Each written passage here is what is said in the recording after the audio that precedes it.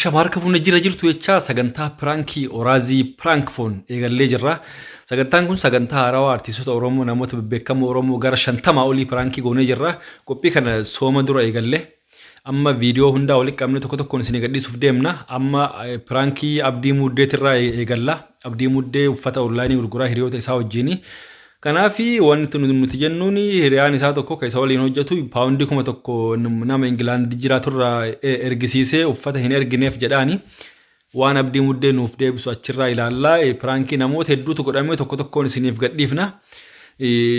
Ammaan yaada kana dura irratti Abdii Muddeetiin eegallee namoota hedduutu pirankii godhamee Saaliyaa Saamii irraa haga Adnaan Muhammad haga Shukrii Jamaal haga Abrahaam Raayyaa Itoophiyaatti haga Elemoo Aliitti namni tokko nafne pirankii kana hundayyuu tokko tokkoon isiniif gadhiifna.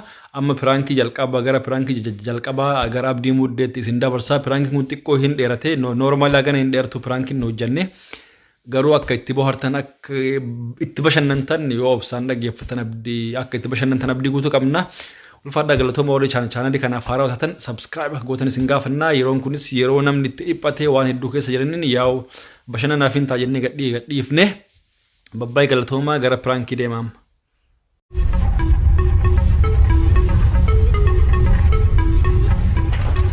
Oraazii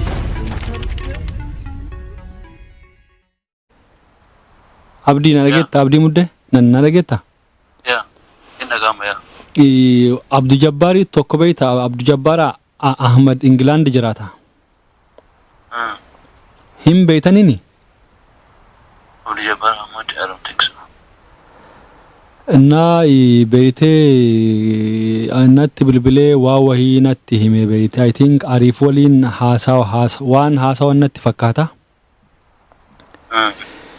uffata wannaa wahii uffata jechuun I think osoo iidi hin osoo soomi kuniyyuu hin se'in natti fakkaata uffata wahii order godhachuu barbaade beeytee jechuun xiqqoo ofiillee osoo hin ta'in Ingilaanditti illee xiqqoo akka waan biizinasaa wahii maalii gochuudhaaf jechuu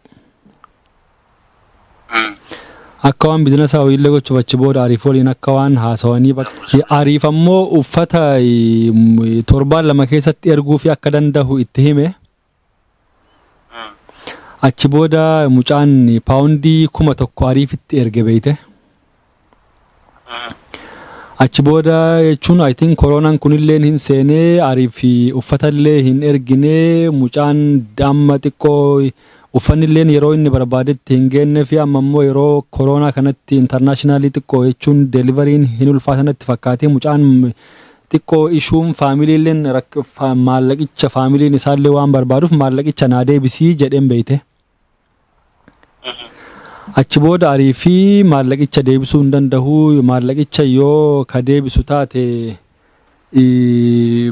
paawundii 500 qofa sii deebisaa jedheen beeyte maali maallaqa paawundii 1,000 mucaan jalqaba itti erge keessaa paawundii 500 hin kasaartaa jedheen yoo kasii deebisu taate na maallaqichillee ammoo akka sibira jiru jechuun atiin akka hogganaa wantichaa akka taate fi maallaqichi akka sibira jiru itti himanatti fakkaata jechuun Ariif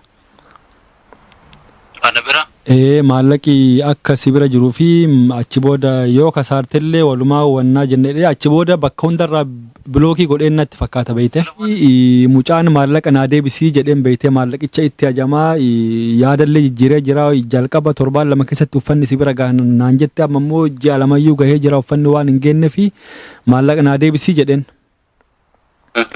Ariif ammoo maallaqicha lakki hin deebisu yoo maallaqa dirqama deebis ka jettu taate paawundii 500 kasaartee paawundii 500 qofa si ergaa jedheen beeyte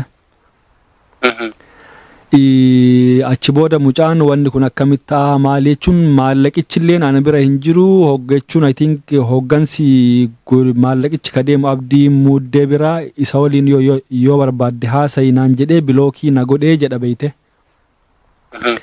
amma an Ariif ganama kana xiqqoo jechuun reefsaa tokko dura akkana itti bilbilee waliin haasa'ee ture kun faamilii ishuudhaa singalchuu jedhee jechuun akka waan wasoo ruuden anayyuu waan singalchine keessa maal wannaa itti kun singalchuu faamilii ishuudhaa rakkina dhuunfaa walirraa qabnaa mucaa wajjin naan jedhe beeyte እና አብዲ ነው ዋን ከነ ቤካይናን እቹን ወናን አንጀ በይት አብዲ ወና ከና ሙጫለ ምስኪን አጀ ሲሪ መለ ገራና መኛታ ወረቃ ይንቀቡ አቦ ማለቀ ሙጫ ደብሳ ፊ ረቢ ጀዲቲ ማሊ والله አንዱ ቢን ኩን ሁንዱና ፋራው አካም ማለቀ አቴቱ ከና ፓውንዲ ኩመን ተርኩ አሪፍ ፓውንዲ ኩመን ተርኩ ተስማ ቆንቀዋን abdi jechuun yeroo gargarii wanni itti muudii qabatan illee injira beeyte garuu mucaan waraqaa hin qabu rakkinna hamaa keessa jira rabbi jedhi ban deebisiif jechuun maqaa keessaniif illee gaarii miti deebisaa fi maallaqa andugaasiin jechuu jira bar wallahi lazim jiini kabajamaa kunnatti arga birree takkattiin arii fi mucaayuu keera jiina kennita akkan jirtu sumuuniin siin jedha sure in qosaarsi fakkaate Anin beekure mucaan risiitii maallaqa ittiin erga qabaabar akkaawuntii ariif irratti maallaqa paawundii 1,000 ka erga. Ariif kuma tokkoon erga dhisi amanii jira. Hina manni ariif mucaan risiitii ariif he was so aggressive in ruudii turechuun natti anayyuu akka waan arrabsu akkas barbaadaa ture beeyte.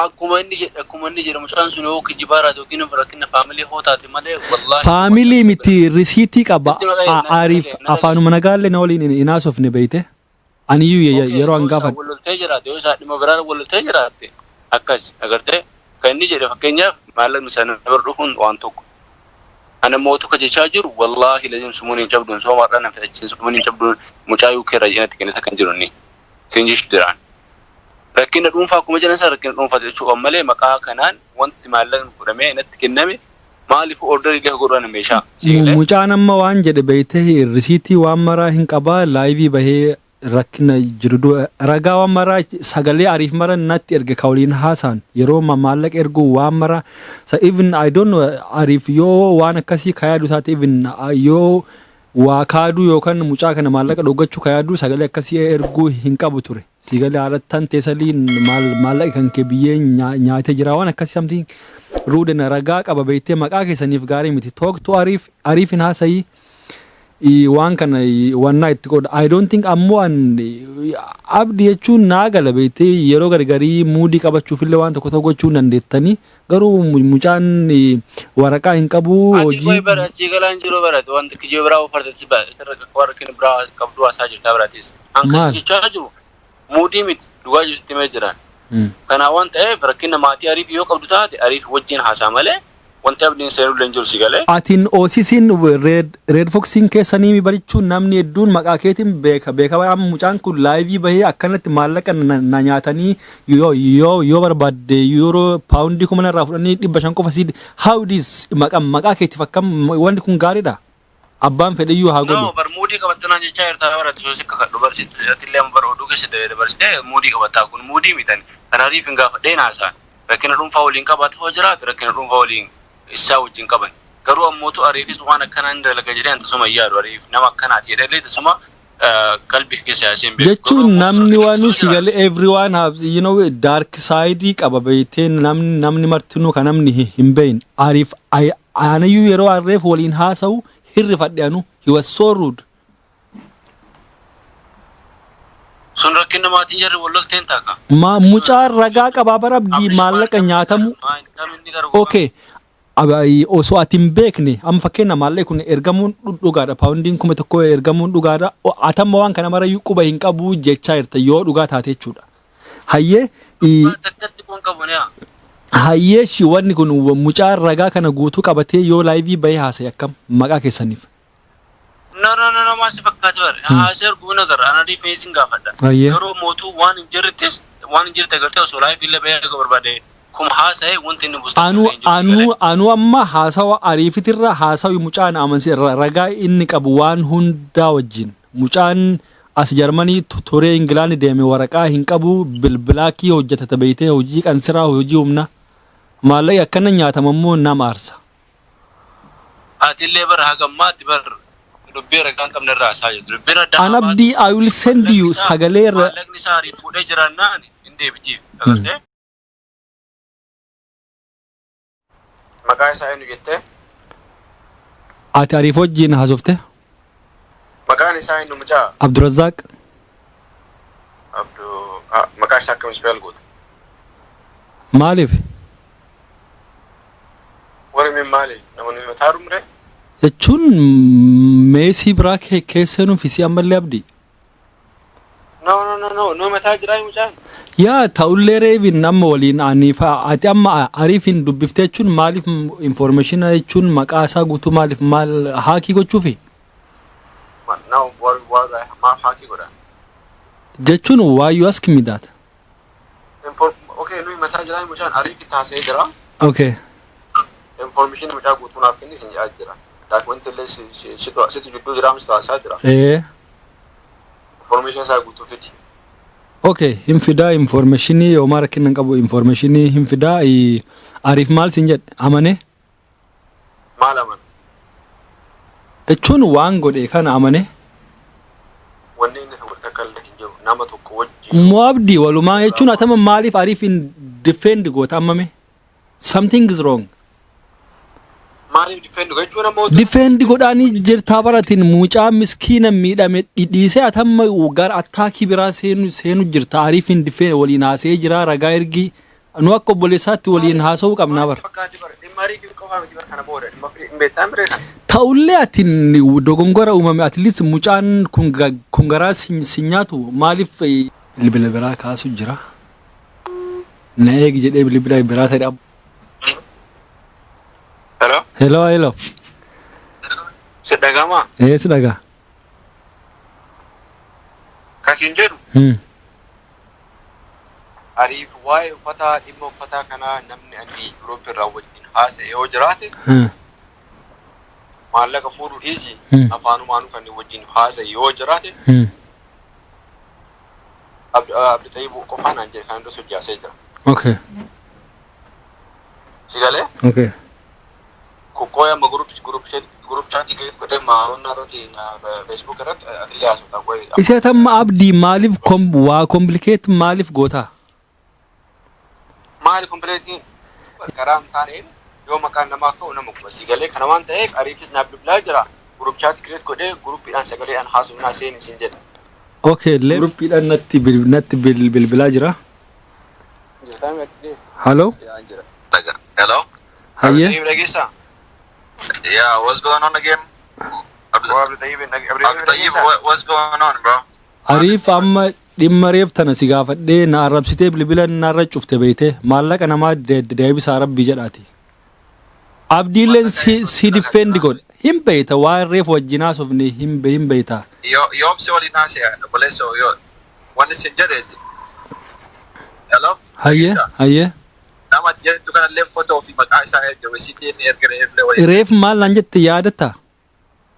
Maal sin jedhe? Ariif isii asumatti haganumatti wanna itti asiitin ani waan mara wanni kun yoo rakkina jechuun financial crisis keessallee yoo jiraattan akka OCCtti waan humnaa isin gargaaruu hin dandeenye beeyte. Maallaqa namaa garuu akkanatti muudiin akkanaa isin malee fokkisaadha.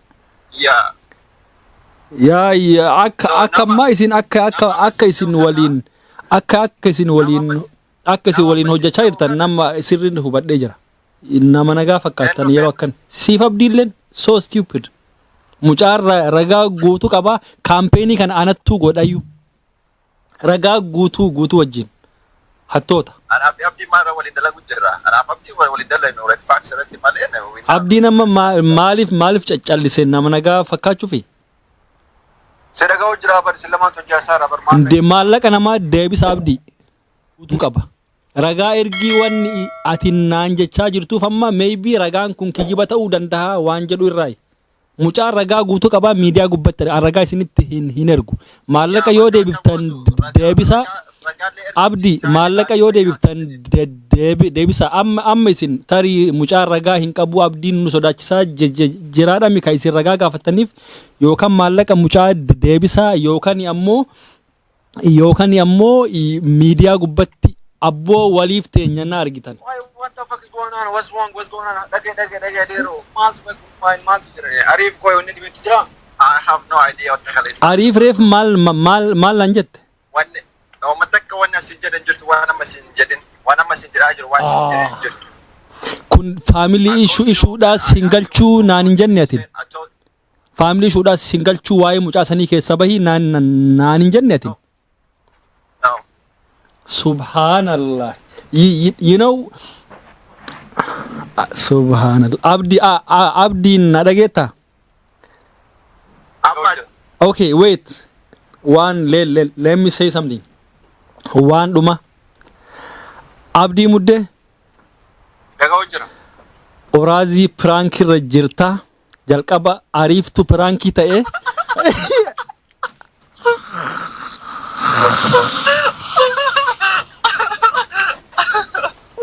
Abdi,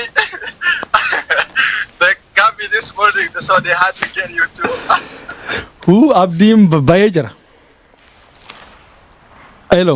Bahee jira. Bahee jira Abdiin. Akka tinkiin natti fakkaata arganneeri jirra yoo deebisee ka argadhuun taateen bilbilaa fi bakka galatoomii ulfaadhu. So what I'm saying, dabarfachuu barbaadnu shout out to Red Fox, you know. Yeah, okay. Uffata design adda addaa isiniif dhiyeessinaa. Okay. You know, nu bira dhaabbadhaa, Oraazii channel subscribe godhaa, everybody support each other, you know. Namni hundi wal gargaaraa, namni martinuu projectii adda addaa qabaa. Projectii isaanii irratti wal gargaaruun aadaa keenyaa ta'uu namuyyuu, you know, gamaa mo'achuu qabaa. So wal jajjabeessaa. Thank you so much. Media magubbatti araada fakkaata malee ofirraa utaalee bahee fi nama Ameerikaa jiraatu waa'ee piraanki illee hin beeku. Abdii muddee akkam jetta piraanki ajaa'iba akkam taate moo taane argamte moo hin argamne? Wallahi kadhaashuu godhamee waan beeku.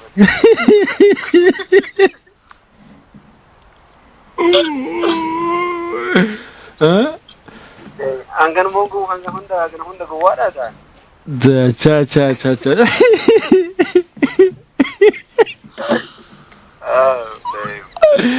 Warabar yaad amma abdii jechuun jechuun galfireenni tiyya na jala ulfeessite yoo jedheen jechuun tokkoffaa sagalee kiyyaan ansisoo nan ta'u na beeyta. Waan biraallee yaada dhaqechuun yaadni immaa keessa waa'ee kana bakka mataa kenna dhufe kun kanaan argachuudha kanayyuu minaalbaat kanayyuu siin argadhu jedhee ture maaliif miidiyaa gubbaatti araada wahii jechuun nama hin sobamne wahii natti fakkaata ture. Akkasitti. Ariif waan akkanaan dalagu siin jedhee bara isa waan amanu. Waan akkanaan dalagu jennaan ati mootuu telefoona irra cufee maanni godhee faamilii jennaan beektaa yeroo baay'ee inni ijoolleen yeroo beekuun gara Londonii kana waan jiraniif.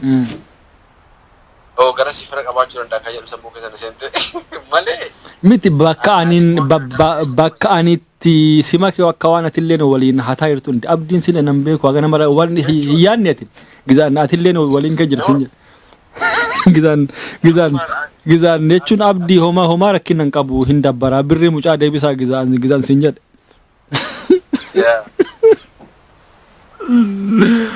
Akkasitti dhaggeeffatootaaf maal dhaamta? Wanti dhaamu I think wanni kun baay'ee barbaachisaadha baay'ee jabeeffamuu qaba. Wanta kanaa kun wannaa keenya keessa sagantaa Oromoo keessa wanta kanaa kun ni jiru. Ijoolleen biyya dalaganis waan akkanaa kana soo dalaganii waan baay'ee jabeeffamuu qabu. This is my idea nigga even hin mokkorin yaalufiyyuu akka wannaan jenna idea kiyya kun. Okay.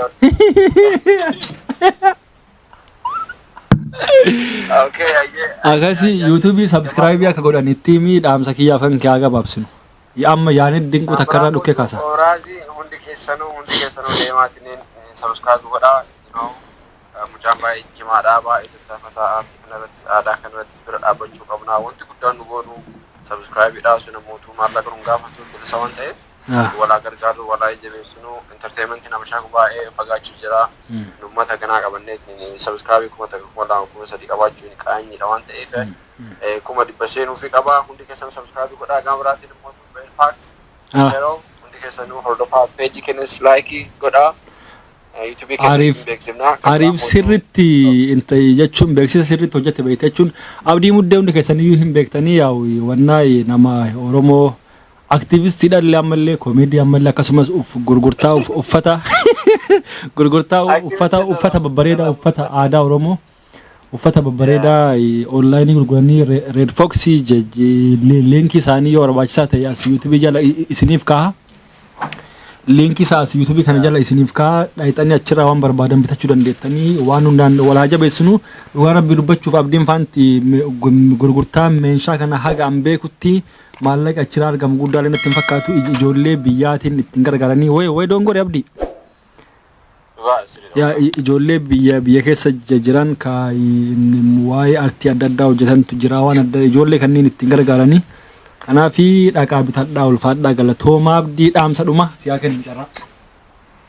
Kanuma wal haa jabeessinu wal bira haa dhaabbannu jechuu barbaadeetiniin hedduu ulfaadhu galatoomeetis. Ayyee babaay. Akkasii piraankiin abdii muddee akkuma argitan ture amma waa takka isin gaafadha namoota hedduutu piraankii ta'e piraankii itti aanu ka eenyu isinii gadi haadhisu ka Adnaa Muhammad moo ka Saaliyaa Saamii moo ka Shukrii Jamaal moo ka artiist Amiin Hussein moo ka aktiivistii Sa'aad Yusuf moo ka Gamtaa Olaanaati moo Yaanet Dinquuti moo Nugusuu Taambiraati moo Kadiir Martuuti moo piraankii itti aanu already waraabamee jira. Fedhii keessaniin gadi dhiisaa kam elemoo alii piraankii ta'ee jira ammallee namoota hedduu hiyyaa dadhuyyuu even Abrahaam Raayyattis piraank godhee jira abbaa Raayyaa stuudiyoo nama piraankiin itti aan already waraabamee jira ka eenyu isinii gadi haadhisu natti himaa ka isin fedhii keessaniin harka caalmaa harka keessaniitiin isiniif gadhiisa kominti jalatti barreessaa akkasii galatooma alfaadha babbaay.